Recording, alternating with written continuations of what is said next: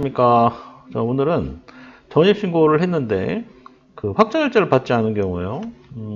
전입신고하고 확정일자하고 이사도 하고 뭐 여러 가지 하잖아요. 그게 뭐 소위 대항력 때문에 하는 건데 제가 설명을 많이 하죠. 세 가지를 반드시 해야 된다. 첫 번째 전입신고, 두 번째 확정일자, 세 번째 이사. 이렇게 손가락이 세 가지를 어쨌든 해야 되는 거예요. 그런데 그래서 주택임대차보호법을 보면 이 대항력이라는 게 있어요. 대항력.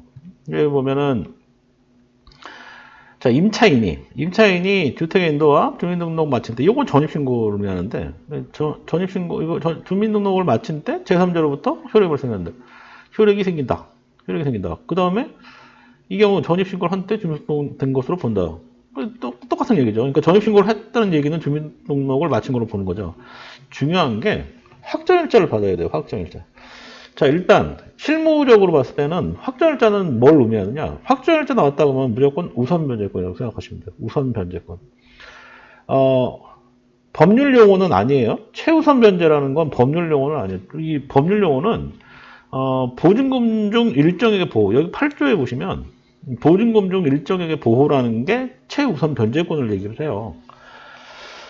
그래서 이제 그 최우선 변제권이 이 주택임대차보호법 시행령에 따라 달라지지만 이게 이제 최우선 변제 이걸 보통 실무적으로는 최우선 변제로 표현하는데 이 보증금 중 일정의 범위라는 게 이제 서울 같은 경우는 뭐 5,500만 원이고 뭐 광역시 같은 경우는 2,800만 원이다. 뭐 인천 같은 경우는 2,800이라는 얘기죠. 그래서 이런 식으로 보통 금액들이 쭉 있어요.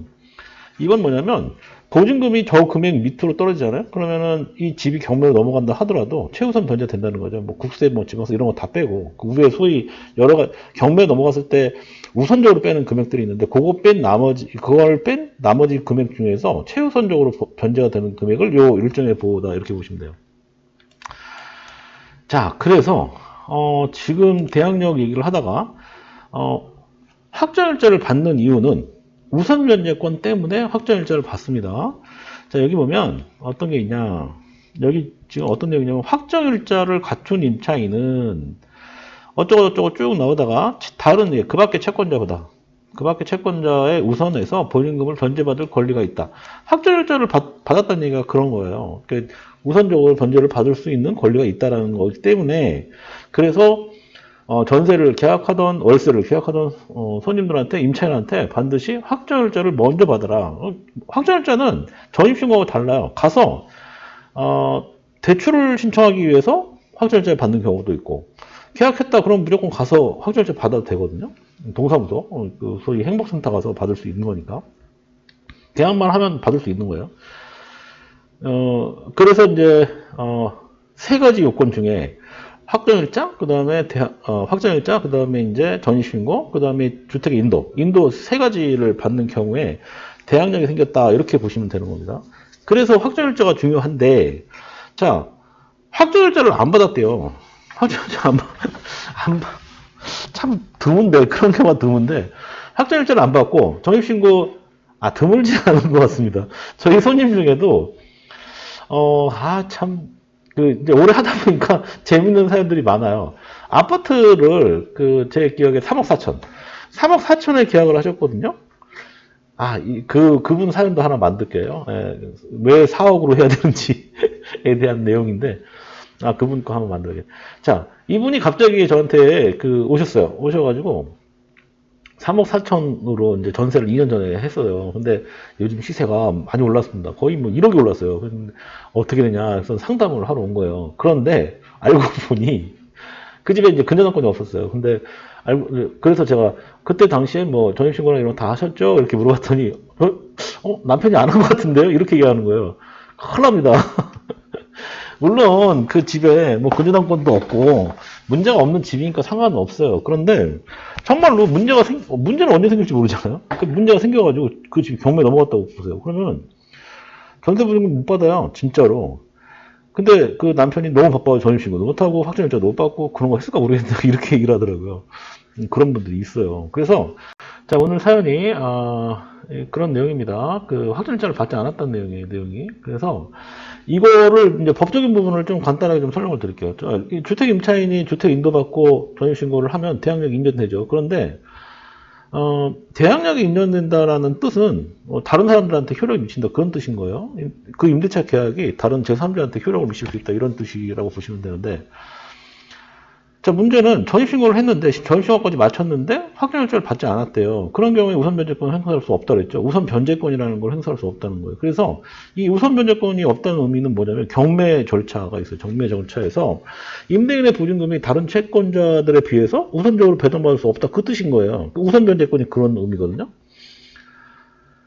그래서 따라서 임대인이 임차인에게 주택을 인도받고 뭐 전입신고를 마쳤으나 확정일자를 받지 못하게 하다. 이거는 확정일자 받지 못하겠군요. 사연이 그런 사연이네요. 일부러 못한 게 아니라 임차인은 자신의 권리를 지키기 위해서 최순순위의 경매 절차를 준용해야 되고 우선 변제권 행사하면 안 된다. 그 뜻이네요. 이건 보증금이 작은 경우네요. 지금 봤을 때. 그래서 이 임대인이 그러니까 우선 변제권을 그러니까 확정일자 받지 못하게 한 경우에 어떻게 처리하는지 이 내용인데 본 사례 같은 경우는 보통 경매 개시 결정 등기라고 해서 그게 이제 들어가기 시작하면 경매 절차가 시작되는 거잖아요. 그거 개시되면 우선 변제권 행사를 하지 말고 대항력만 주장해야 된다 그 뜻인 거고 그리고 경락인한테 보증금 반환을 요구해야 된다. 보증금이 높지 않았던 것 같아요. 우선 변제권 안에 들어가는 것 같으니까. 만약 임차인이 우선 변제권을 행사했다. 그러면 후순위라도 배당을 받을 수 있으면 좋지만 상관없지만 배당을 받을 수 없는 경우는 배당도 못 받고 대항력도 상실시키게 되는 상실되는 그런 문제가 생길 수 있어요.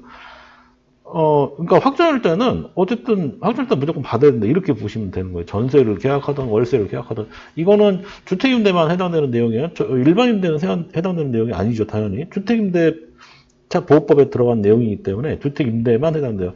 이 집을 그 부가세 끊는 일반임대 사업자다 그러면 그 해당 사항이 아니다 이렇게 보시면 될 것 같아요. 왜냐하면 전입신고하는 것도 아니고 확정일자 만드는 것도 아니니까 일반임대 사업자라는 건. 예, 그렇게 되겠습니다. 그쵸? 이 정도 보면 될 것 같네요. 예. 이제 이런저런 그 내용들 좀 보다 보면 참 다양한 그 사례들이 되게 많아요. 근데 지금같이 대항력이 우선이다 그러면 계약할 때 특히 전세자금 대출 받아서 계약해서 들어가는 경우에는 계약하는 날 거의 대부분 확정일자를 받습니다. 확정일자 받아야지만 대출 신청이 가능한 거예요, 은행은.